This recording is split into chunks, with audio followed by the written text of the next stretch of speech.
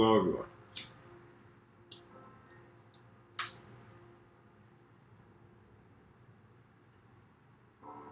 The title of today's episode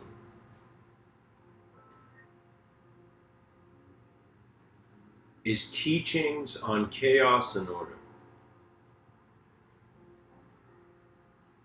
And so chaos and order seem to be interpretations of an emergent doer. When I say a doer, that means you right now, your conception of self, how you see you're a self right now, it is individual and it is based on your activity. That means if you were a child and you never moved from where you were, you would see that it's as if you are discontinuing the activities that build you up in character.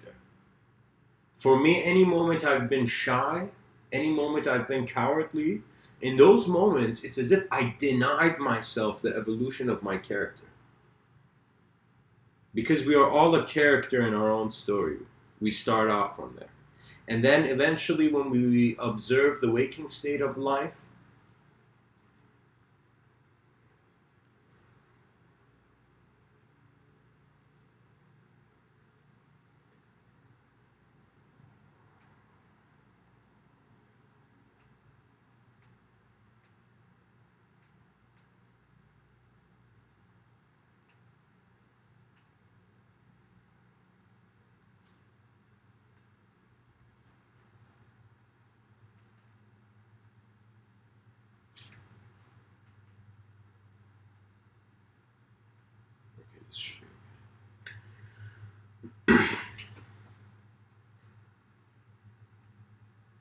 moment presents itself as man in world.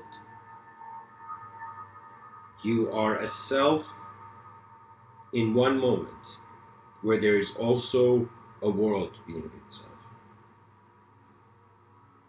And so human beings throughout history, I find that they have been divided into two groups.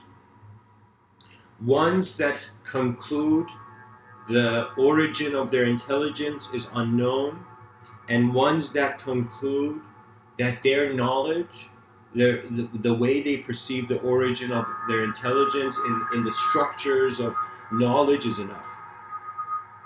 For me, the unknown is the wind between the branches. It is the presence that moves, yet it is not shaped. When I was a child, when a breeze would hit me, that was like a supernatural experience for me. Because it was as if something was happening without beyond the sensory.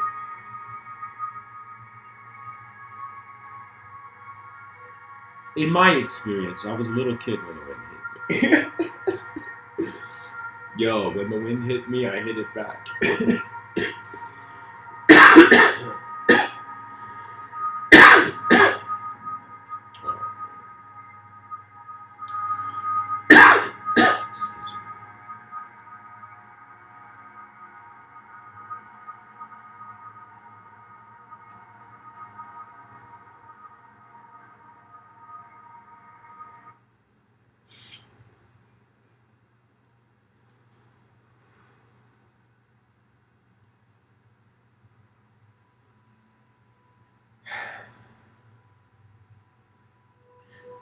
Your mind is drawn to the unknown the moment it has satisfied its known experience. As if you go to the art gallery and you look at the first artwork on the wall, and then you're like, okay, I've seen this, and then you go. And there could be people who walk into the art gallery and until before the art gallery closes, one guy is just looking at one painting. And that guy could have the context of a master painter trying to decode ways that, the art was drawn, the vision was received. For me, I feel like half of life is for you to observe the known, and half of life is to gain teachings, extract value from the observer that is unknown.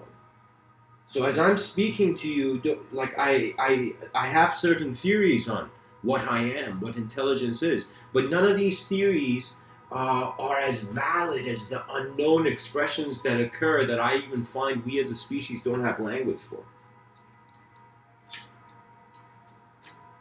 Imagination seems to be the stretch of reality, as if some element is being inspired from reality, some picture is being taken, yes, yet this picture is being stretched. Chaos and order are modes of being. And in these modes of being, you'll see the more your free will doesn't feel free, a symptom of that will be chaos. And the moment your free will feels it's free, then it is free to, in some sense, impose its own order. For me, the day is in some sense, how much am I happening to the world and how much is the world happening to me? And so when the world happens to me, then comes this filtration view of, is this chaotic or is this order?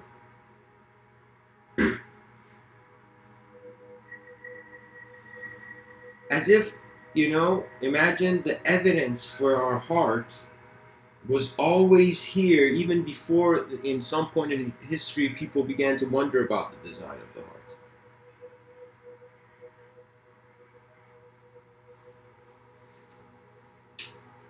The moment is in some sense how the heart of man leads to free will. And the heart of man, in its greater context, is the mind of man.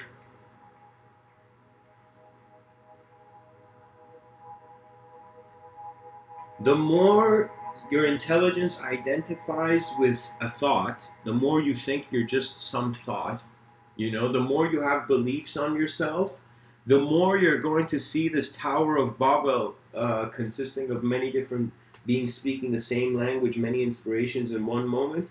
The moment you put a banner, you own something, then your invested subjective value can be challenged and even dismissed. So for example, I see a pen in front of me, okay? Now let's say I say this is my pen. Now when I say this is my pen, whose pen? Like what does that mean? That means a subjectively shaped attention present through an objective framework. It's as if your mind is trying to own your body, but it sees the world changes. And it gets shocked. And when it gets shocked, it sees the inevitability of any character in a story's failure and success. Because it's a story, stories change as much as the minds of men.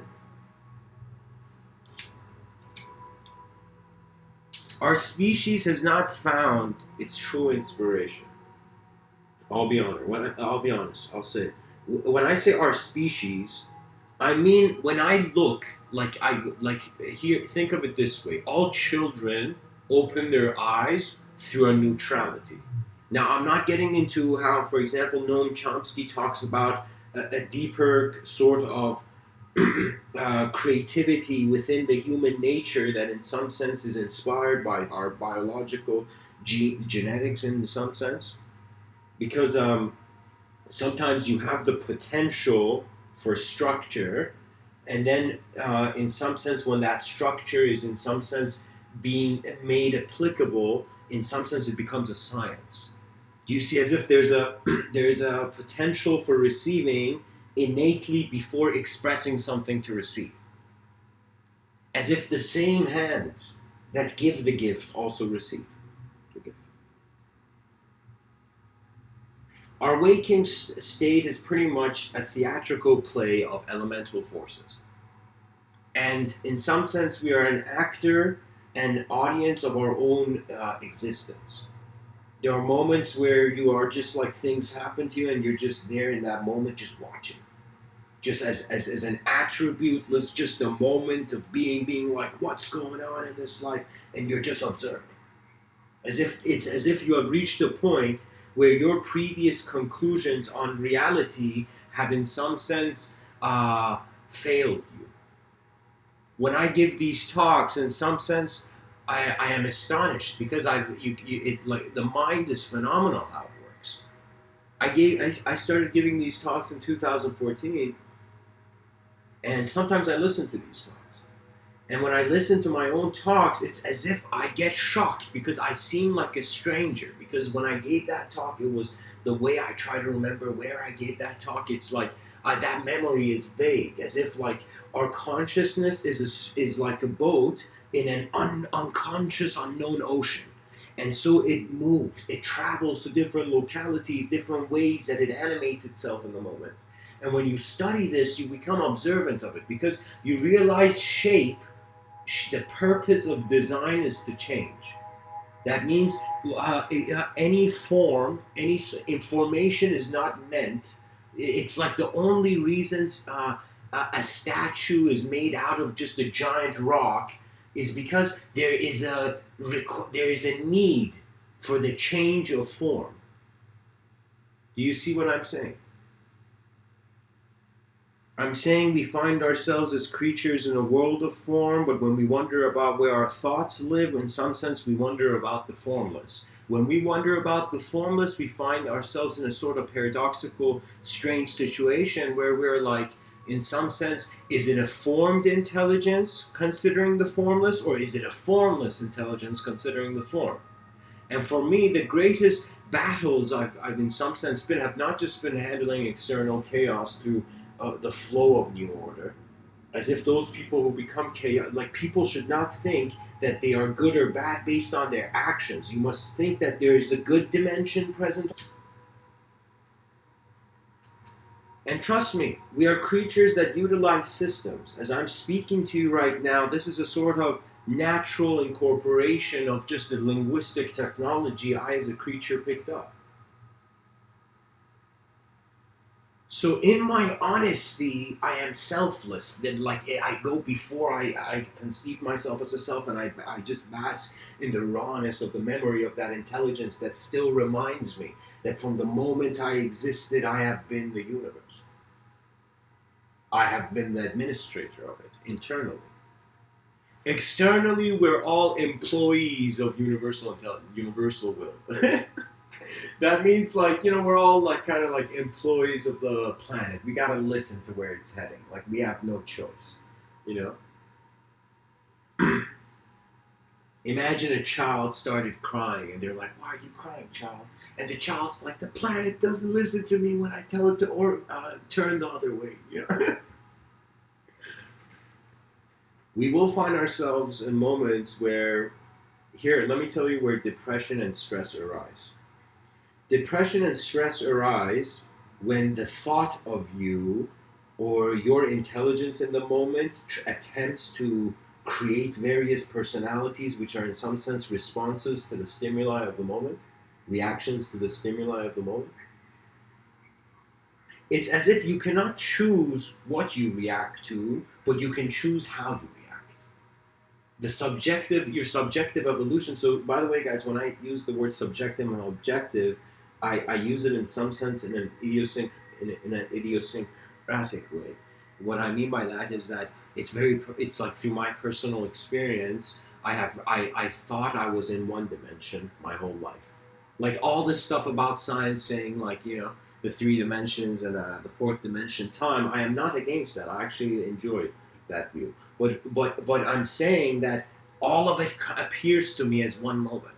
So first, as if I have to study one world to see is it one world, and then as I studied the one world that I thought was here, I began to realize that through the way that my intelligence has conceived self, the only existential purpose, or let's say what this polarity will be drawn to, the task of a temporary individual is an eternal collectivity. Do you understand? That means whoever you are, once you've lived like the games and you've played some of the games of the stories of your life which you create at the same time, once you've lived enough for yourself, I think at max, like at the age of 30 beyond, our species should totally, it should be even earlier, but totally be convinced that it is more valuable to live for a universal advancement, a planetary advancement, rather than just an individual advancement. As if you don't want this blank canvas to only have one corner of it drawn, as if you use the paint as if it is a divine opportunity to show the inner in the outer, and to show how the outer has sculpted the inner. Because that's what it is, guys. We are like what we consider to be consciousness. This is, in some sense, in this moment, Mr. Within's view.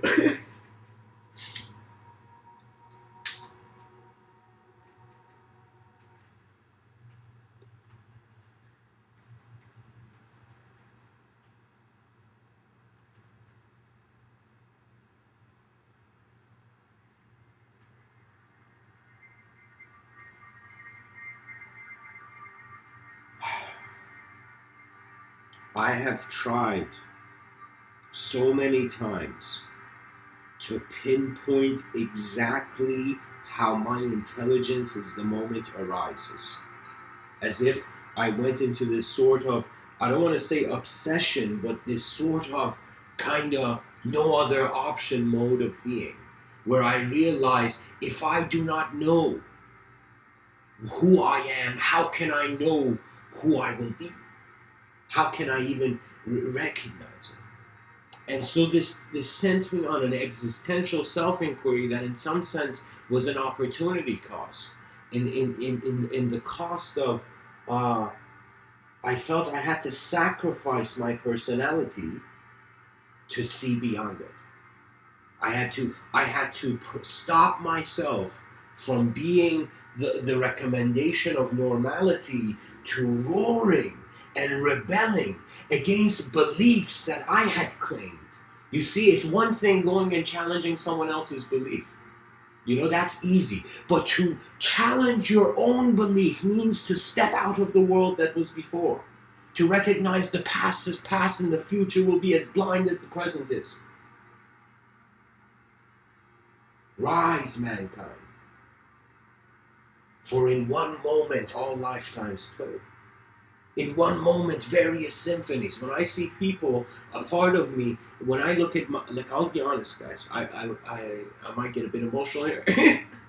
But when I was in downtown Toronto, I was walking in the street there, and I saw things that broke my heart, and I also saw things that rebuilt my heart.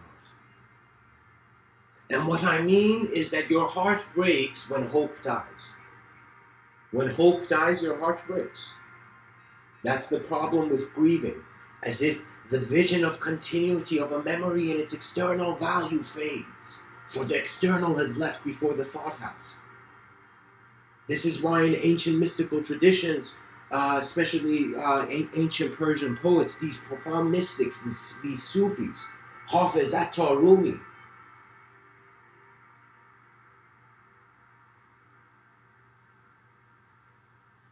Sadi, Khayyam,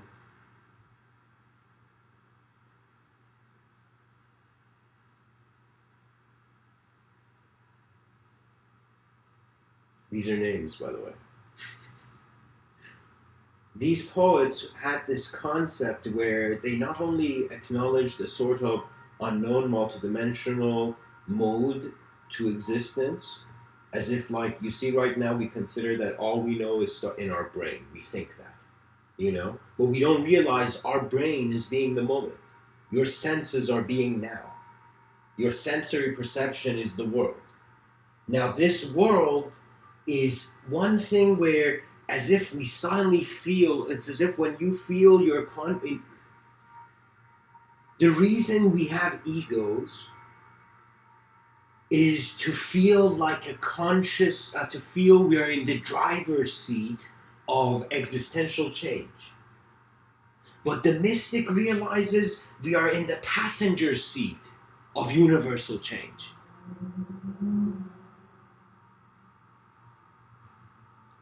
As if, believe it or not, there's nothing more humble than an object. As if, like, like there's some kid who's arrogant, and like the old man says, be humble, kid. But you kind of look at an object just being there. You look at, for example, an ant walking, like moving in an anthill or something, and what you begin to see is like, wow, these creatures that are not able to be responsible for themselves seem to be ultimately innocent and humble. When someone does not have the ability to respond, yet they stand their ground, that's where humility arises. When the world doesn't change without your direct experience navigating your plane of existence. Ancient Persian poets, they would say, die before you die. And what does that mean? That means observe the change of your subjective self and reality before observing the change of your objective. Because you can get lost in matter. You can get lost in matter. For me, science is something where I'm in a love and hate relationship with science. I love the reach it gives us technologically, but I hate the lack of need for stories of narratives that are keeping our archetypes.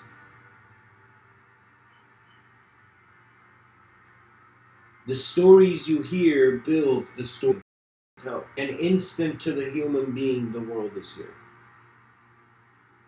And your teachings of chaos and order, whatever way you understand chaos and order in your life or how it's happening, so first acknowledge and try to consider a ratio. Are more ordered things happening for you throughout the day, or are more chaotic things happening? And for me, the weather changes all the time. Our inner climate shifts through every experience. And our inner climate is where the observer basks in its subtler body.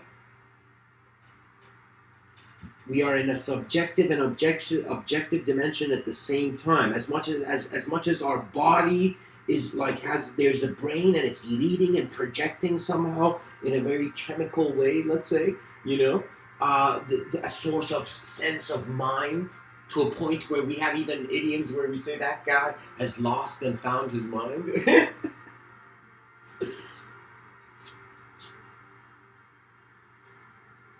Trust me, some people can find their mind in the lost and found section.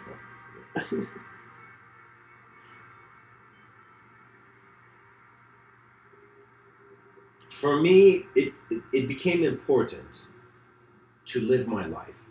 It became important. There was a point where I didn't care. I've had moments in this life where I've had zero value in my physical existence, as if I feel in those moments my actual biological heart was disappointed at my subjectivity. Because let me tell you, the biggest thing that we will regret is what could have been simply, but was not done.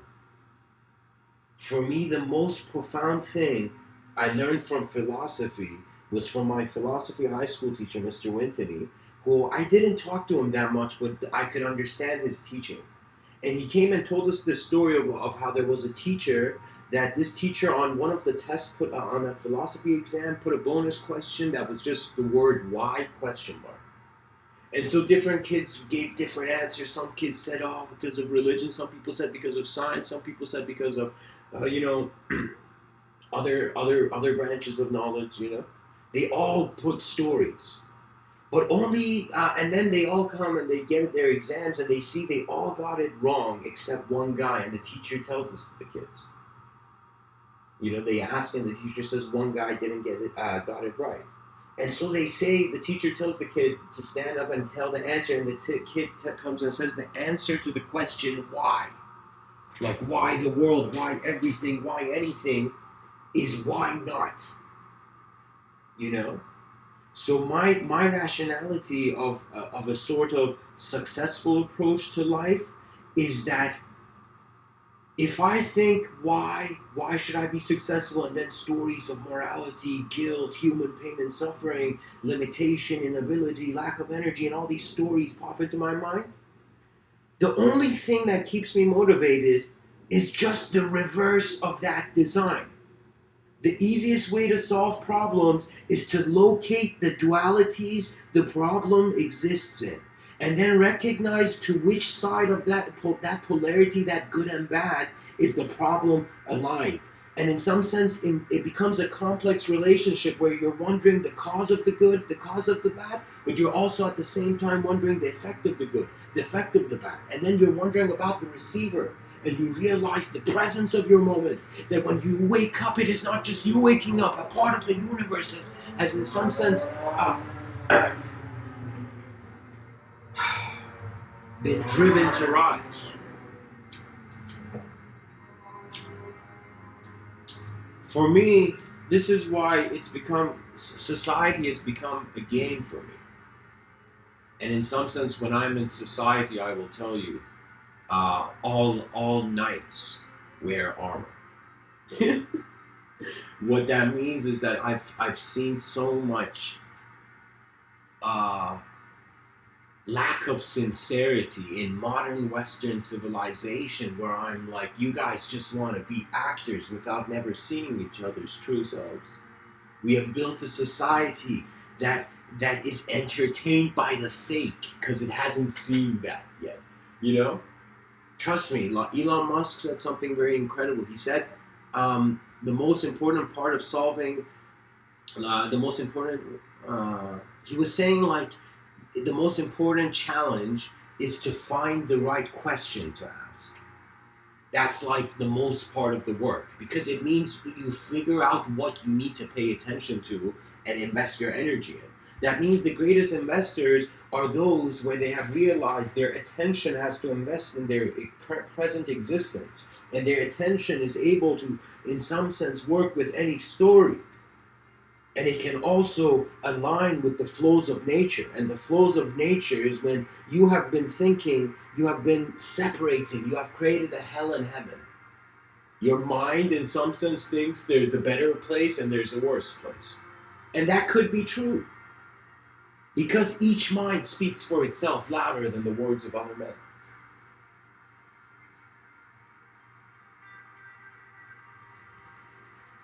I find that wisdom means that it's the backup defense mechanism of the collective subjectivity. For me, the shaman, the yogi, the rishi, the shaman, the Sufi dervish, many wisdom traditions on this planet that have developed, in some sense, communities of people who have, in some sense, brought forth new structures, new modes, new vehicles of thought and conceptual decision making, you know, and in some sense, because we are a creature of senses, your senses are like your vehicle. So just like when you drive in the highway, you gotta know, like, you somehow have a feeling for the different edges of the car. As you move it, as you drive, you suddenly feel like the car. That means you have a sort of mindfulness to what's behind you, what's in front of you, and you, in some sense, provide that for yourself. So similarly, when you go wonder about subjective vehicles, when you wonder about ideology, when you wonder about the core, the center of, not the center of the earth, but the center of the thought, the center of the idea. When you go to the center of the idea, just like how Jules Verne did, he, in some sense, encompassed a new knowledge from the unknown. He broke the past by evoking the future. So the reason I say that we're a young species, because the entertainment industry is is like incredibly a big, like a part of the economy. And so the entertainment industry is pretty much like how a child still wants to play with a toy. You know? It has not understood that it has to let go of its comfort zone because it never owned it. It was just a momentary agreement, which you, in some sense, self-induce. No being can fail if the concept of fail never existed. Do you see what I'm saying? Do you see our relationship with our language, the relationship with one idea which we, behind our eyes, is like the key to the door? Rumi, this poet, has this quote where he says, what did he say? I think he says, I've lived to the edge of insanity, knocking on a door, asking questions and wanting to know reasons. Something like that. Okay, let me find the quote.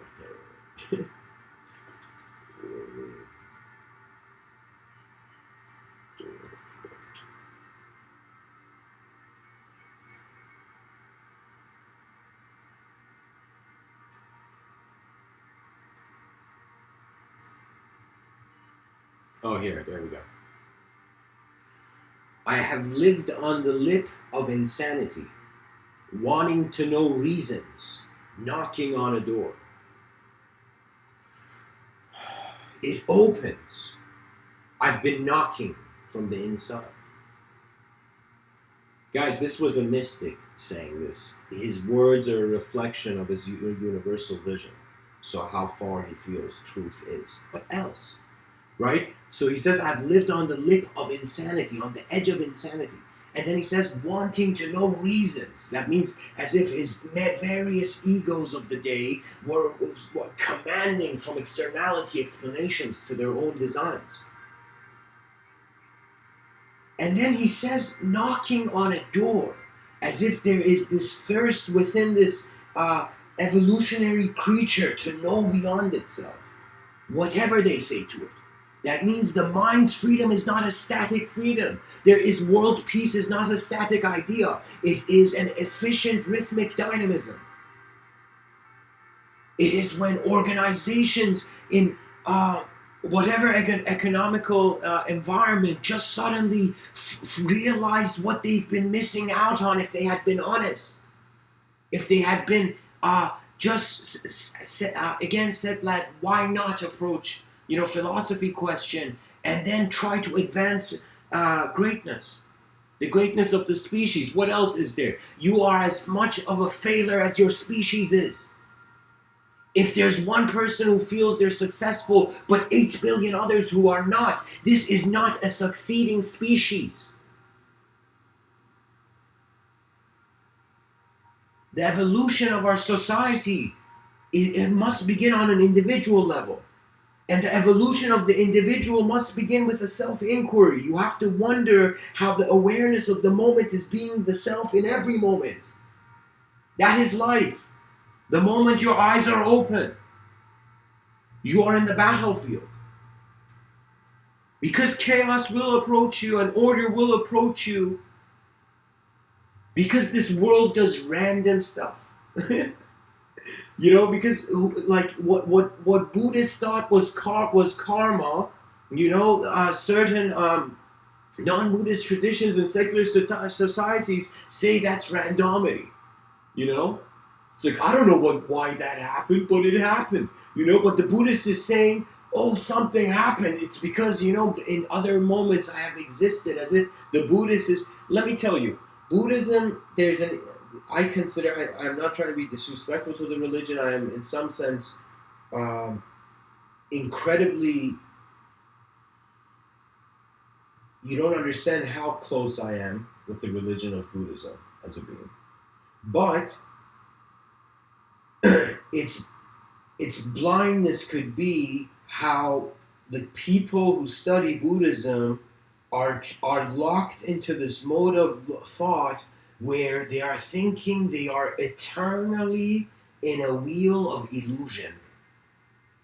And when they think that idea should never exist because it is an instant paradox, you are an eternal moment be feeling, going through constant simulations. It's like that is nonsense.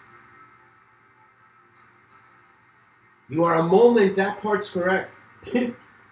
And then, either you are an observer of the willingness of your sense of freedom, or you're an observer of the lack of it. I'm saying morality is an invention of a future consideration of what needs to be. The stories we tell ourselves design how we receive chaos and order.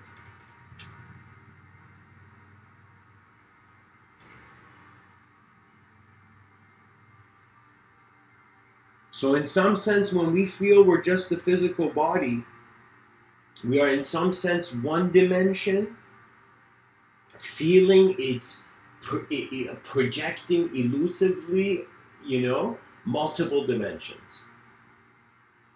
As if there was only ever matter, and even thoughts were again given their origin to matter. I'll tell you guys, matter is blind and valueless. If you imagine a young kid, just somebody telling him that the world is made of atoms, and that kid has no other story.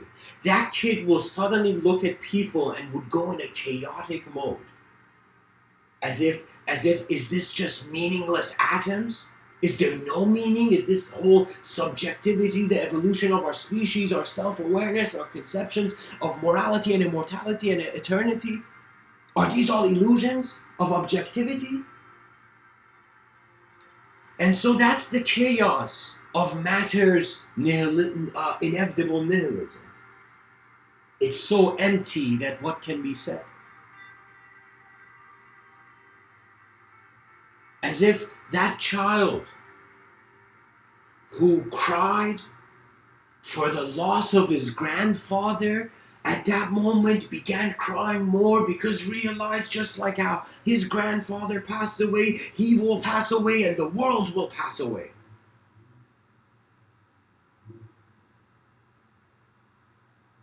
So in some sense, if I had to try to value life, I will see everywhere death. What I mean by that is that I've understood the best approach, especially when we want to dive into the unknown. We want to pilot our consciousness into unknown states of self-inquiry, where your brain chemistry is motivated from the sequence of thoughts patternized by your conscious free will, rather than just unknown. So I'm saying, ladies and gentlemen, don't think that I consider this. Imagine you had no other idea, and then you heard somebody saying this idea. I'm just saying entertain it. Just put my thoughts in their own room and just consider it. Just entertain. Aristotle says it is the sign of an educated mind to entertain an idea without accepting it. So I'm not here telling you gotta like, what I'm saying is the only thing, okay? But I want to share what I feel I need to tell you.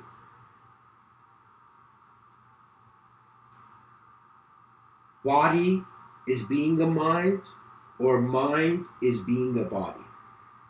If body is being mind, matter is the judge of truth. If the known is the judge of truth.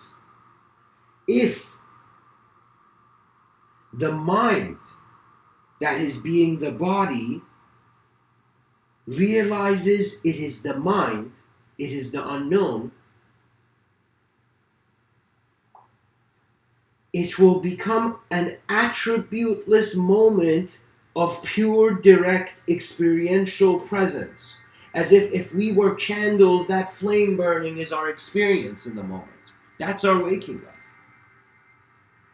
So in some sense, when chaos and order brought their armies to attack the pure consciousness in some sense did not resist nature.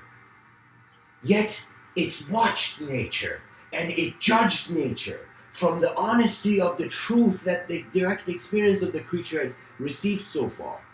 Live honestly, because honor cannot arise unless you have gotten rid of all the sub-dimensions that lies make.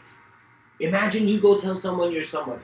You know what I mean? Imagine you go tell people different stories, of who you are. You in some sense lie.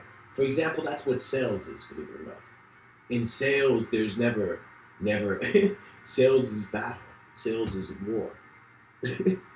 That means, like, guys, I had a sales job where it was door to door, and it was as if like you are there to win, and in some sense they are there to win, but at the same time, your win should not cause them to lose. It should just present an option, and if they want to win with your view, I don't know how to explain it, but anyways, let's not go too off topic. You study your attention, which is your moment. And in wondering about how your moment arises, you begin walking gently. And before concluding you are a body only or you're a mind only, you just watch. You just watch.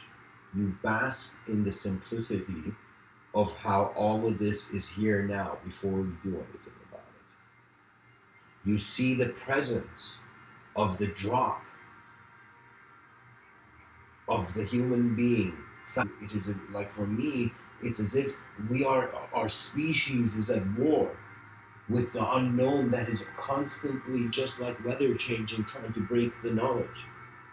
Where incidents begin to happen, characters come into the global stage, that these characters begin revolutionizing the modes of thought of people, and people realize they were never people.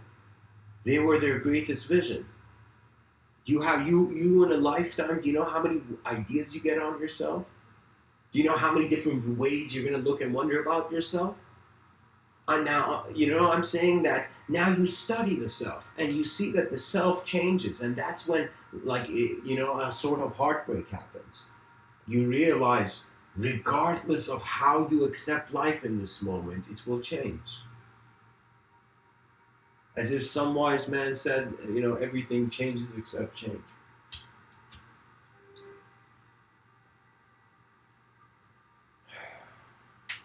The most, I guess, agnostic way of concluding the culture wars, is to say that something is here. And if we want to be creatures that experience freedom, we must first give it. Because when you give something, you in some sense let go of a sense of self, something that was encompassing your attention. So, for example, I'm going to get back to this. Right now, my phone is in front of me, and there's this pen in front of me, And again, for me, when I was younger, I would have been like, that's my phone. But now I do not own it. I do not own thought anymore. The moment I realize I'm not a thought. And when you realize you're not a thought, you find yourself as an unknown observer and experiencer, rather than constantly a known object or subject of observance. You stop being a creature of shape because you were the one looking at the shape.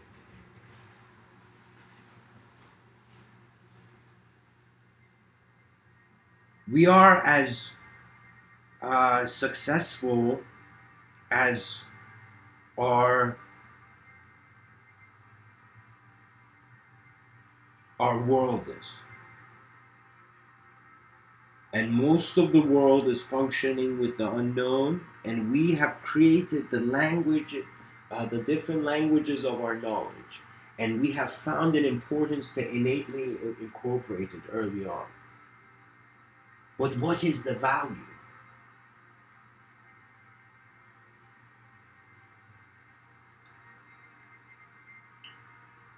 The path of knowledge is the path to existential and experiential mastery in the recognition that all knowledge changes in the face of the unknown.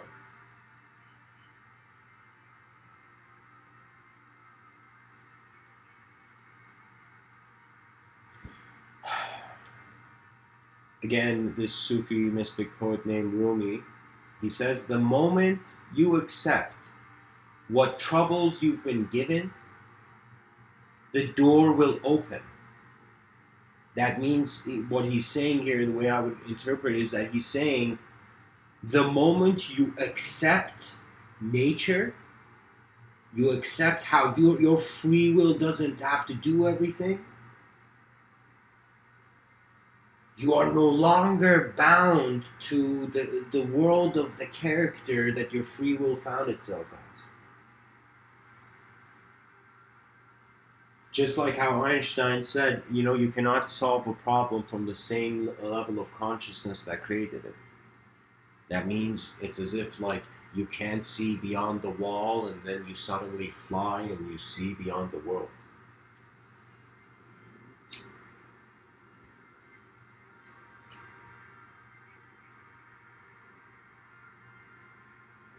I'm pretty sure if Superman went to like India and like was interested in Vedanta and started meditating by like the Ganges River, he would realize he is the God archetype in human form.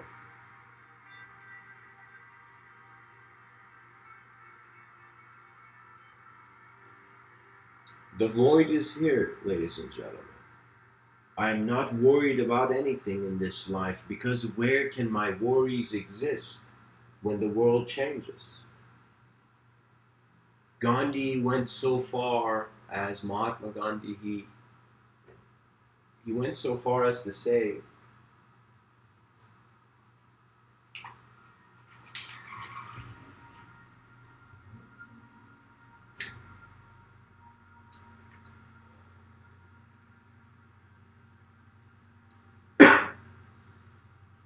after every day, when he goes to sleep, he says that sense of self dies. And the day he wakes up, that a new sense of self arises. And so Gandhi, in some sense, said, every day he's a new being. He's a new moment of being. You don't have to fill it up with attributes and stories. This is pure freedom, ladies and gentlemen. Before the concept of freedom could be dismantled or could be not taken away.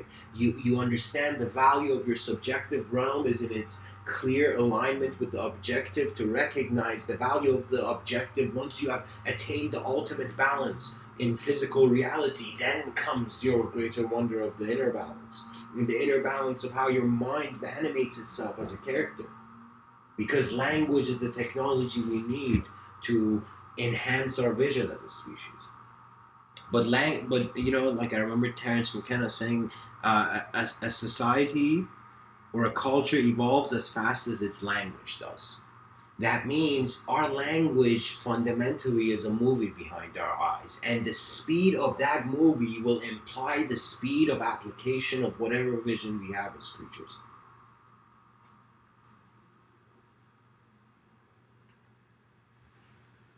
Rumi says, every door is another passage, another boundary we have to go beyond.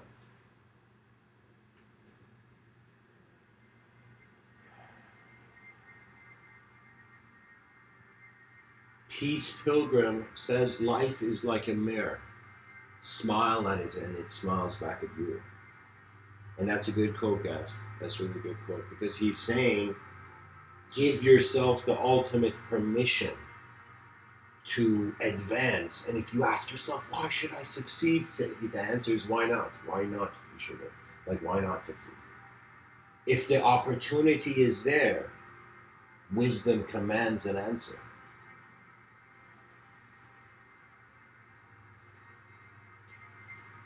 There's this ancient Sufi story where back in the day, this businessman with his caravan of horses and camels in the desert, in the eastern part of the world, Middle Eastern part,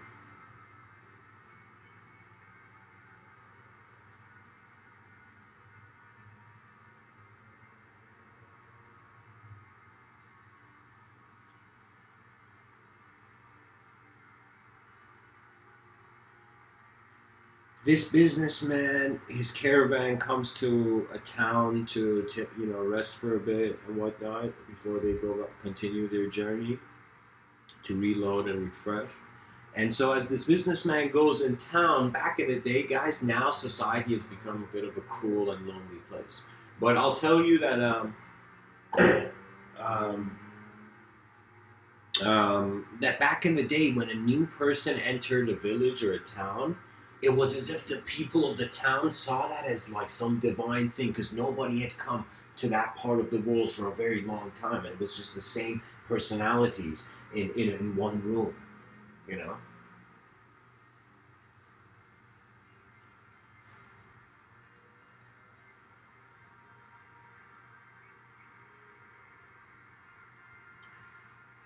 The townspeople embrace the businessman, and they're like, "How you doing, Russ, man?" And they have conversations around the fire and whatnot. And so this businessman says, somebody comes up to him and says, "There's a very wise sage and enlightened Sufi master that is that lives in this town."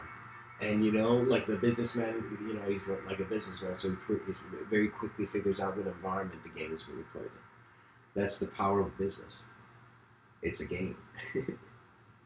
Creativity's need. Anyways. So what happens is the businessman who's moving his caravan, he hears there's this enlightened guy, so he's like, why not? I'm here. Let me go talk to the guy. And the businessman, looks in some sort of mirror or something, and he like, for instance, like he didn't have a tie back in the day, but I'm pretty sure he like adjusted his suit or whatever. And so this businessman goes in this village in this desert, goes to this Sufi master's house, this wise enlightened being's house, and he knocks on the door, and he sees this house has like its door is like pretty much it's like the least taken care of house. Okay, so the businessman is like, okay, and so he knocks and the door opens, and there's this this old man just sitting there.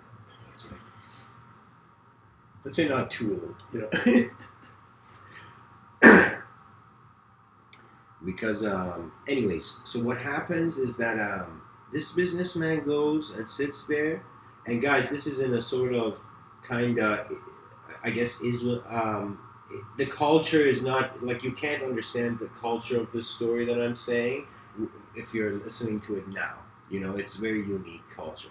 But anyways, so in this, he goes to the Sufi guy's house. The Sufi guy opens the door. He invites him in, and so the guy sits down and they're having tea.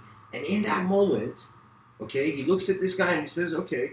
He looks around in his house and sees the guy only owns like a tea, like just stuff for tea, and just a bed and a lantern, nothing else.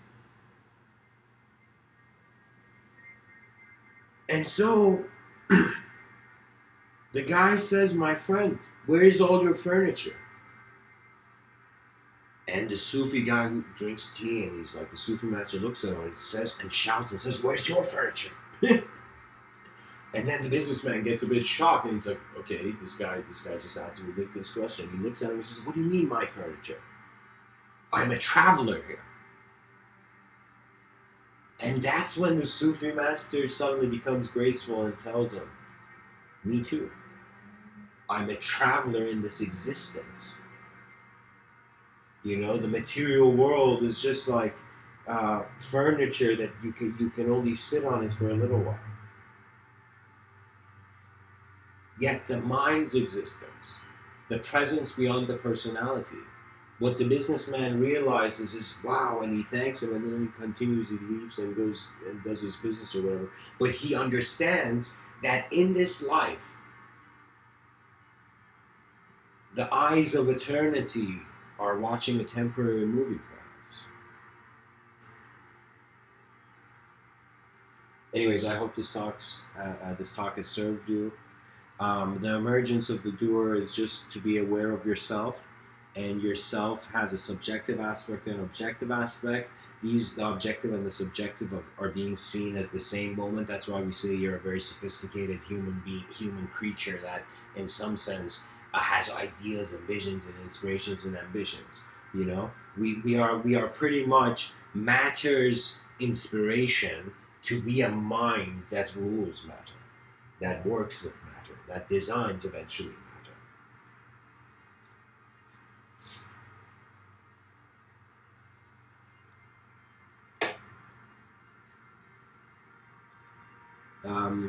And I'll leave you off with one last Rumi quote. He says, "Remember, the entrance door to the sanctuary is inside you. Seldom this is said, but your truth is staring in your eyes when you look in the mirror." Much blessings and namaste.